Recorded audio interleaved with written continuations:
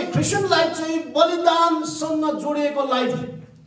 Christian life चाहिँ यति बेला सुरु हुन्छ जति बेला तपाईले बलिदान चुकाउनुहुन्छ लाइफ सुरु हुन्छ भनेर भनेको छु। क्रिस्चियन लाइफ जसले जिउँछु भन्छ त्यसले बलिदान चुकाउनु सक्दैन, त्यसले क्रिस्चियन लाइफ जिउनु सक्दैन। क्रिस्चियन लाइफ एक समान बोक्ने लाइफ होइन। क्रिस्चियन लाइफ ब्याक सरेर जाने लाइफ होइन।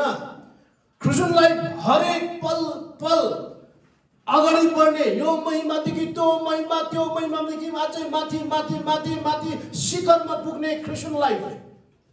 यसै कारणले बाइबलले यो सिकाउँछ हरेक पल क्रिस्चियनहरूले, प्रभुको रेस्पेक्टेड मण्डलीहरूले बलिदान चुकाएको हुनुपर्छ।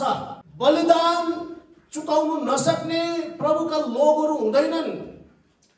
बाइबलमा लेखेको छ मत्ती 7:21 अध्यायमा धेरै जस्तो प्रभु भन्ने त नरकमा जान्छ भनेको छ। कोहरू होला जसले चाहिँ बलिदान चुकाउनु सक्दैन, तिनीहरू हुन्। यो पक्रिराख्नुहोस्। क्रिस्चियन लाइफ यस्तो लाइफ हो, तपाईले प्रभुलाई पुज्दाखेरि न त यहाँ बिहान आउँदा धूप लिएर आउनुभयो, न त फलफुल लिएर आउनुभयो, र पनि परमेश्वर हर्षित हुनुहुन्छ।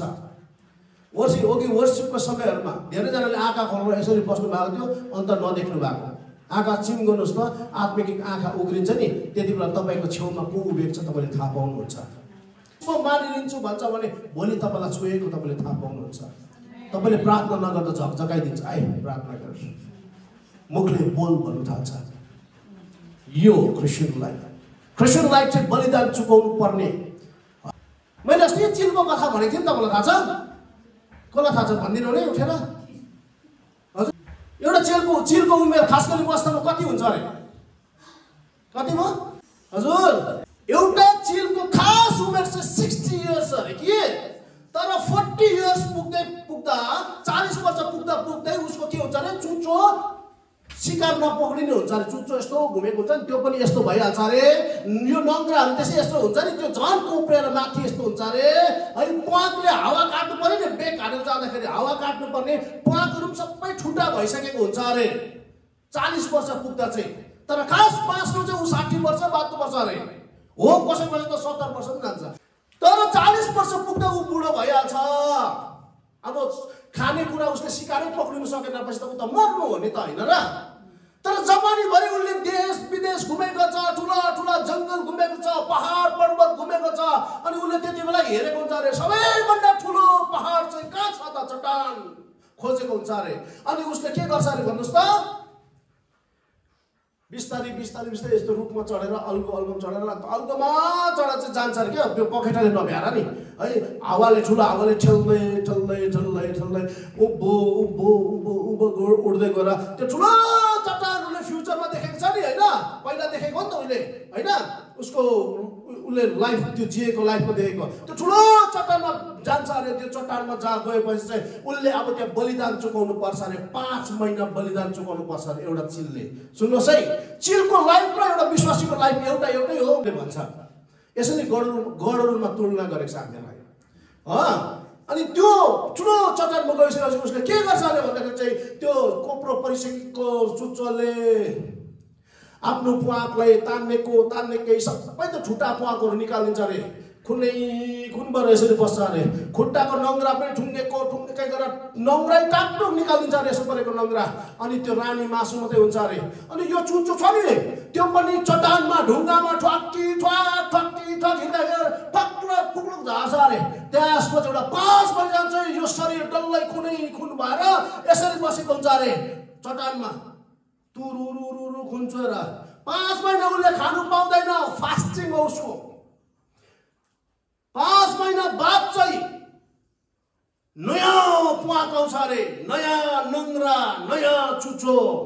अनि त्यो चट्टानमा अल्लो छौरा पल्लो छेउ पखेटा यसो गर्दै पल्लो छौरा अल्लो छेउ कुदिन्छ अरे। कुद्दा त्यसपछि त्यो चट्टानको टुप्पोमा जान्छ अरे। बाइबलले चाहिँ चट्टानलाई के पो भनेको छ? के हो चट्टान? बाइबलमा चट्टान के हो? चट्टान चाहिँ परमेश्वरमा तुलना गरेको छ। यहाँनिर बाइबलमा लेखेको छ परमेश्वर चट्टान हुनुहुन्छ अरे, होइन? अनि मोसालाई लौरो दिँदा त्यसै भने नि, जहाँ इजरायलीले पानी माग्छ चट्टानमा यो लौरो हिर्काउनु है, त्यहाँबाट पानी आउँछ भने। चट्टान को थियो? परमेश्वर हुनुहुन्थ्यो। अनि त्यो गरुडले चट्टानमा त्यसले 5 महिना चट्टानमा 5 महिना उसले बलिदान चुकाउँछ। मतलब कोसँग बसेको रहेछ? परमेश्वरसँग रहेछ। 5 महिना चट्टानमा उसले बलिदान चुकाएपछि त्यहाँबाट अल्लाह छोरा पल्ले छौ के उठ्दै रह्यो यता उता गरेपछि त्यहाँबाट टुप्पोमा गइसकेपछि उसले ब्याग खनेर संसारे कहाँ उसले ठुलो खसी ठुलो कुखुरा ठुलो किनभने प्लेन साइडको चिलहरु पनि यस्तो पखेलै 15 फिट लामो 10 फिट लामो हुन्छ। कसलाई थाहा छ यो? यहाँको चाहिँ यत्रो चिल हुँदैन, तलतिरको 15 फिट 10 फिट लामो पखेटा हुन्छ, मान्छे बोकिदिन्छ है। त्यसले ठुलो खसीहरु बोकेर लान्छ माथि चट्टानबाट माथिबाट के उडान लगेर माथिबाट त्यो ढुङ्गा घाडीमा चाहिँ हार्छ मार्छ, त्यसपछि त्यसलाई टुक्राउँछ है। एउटा हड्डी पार्ने तर गोरुको टङ्ग्री त फुलफुल दिन्छ यिनीहरूले, हेर्नुहोस् है। अनि त्यो चट्टान त्यसपछि त्यहाँबाट निस्केर गइसकेपछि उसले आफ्नो शिकार पक्रेर खान्छ। त्यहाँबाट उता एउटा चिल चाहिँ आरामसे 60 वर्ष त आरामसे 70-65 वर्ष बाँचिहाल्छ। हालेलुया। अब बाइबलले भन्छ तिमी पनि प्रभु येशू ख्रीष्टको जन्म भएर एउटा राम्रो परमेश्वरको छोरी अथवा छोरा हैन मण्डली भएर तपाईँ आउनु भएको छ भने नि तपाईले पनि यो जग्गामा आएर चट्टानमा आएर बलिदान चुकाउनु पर्छ।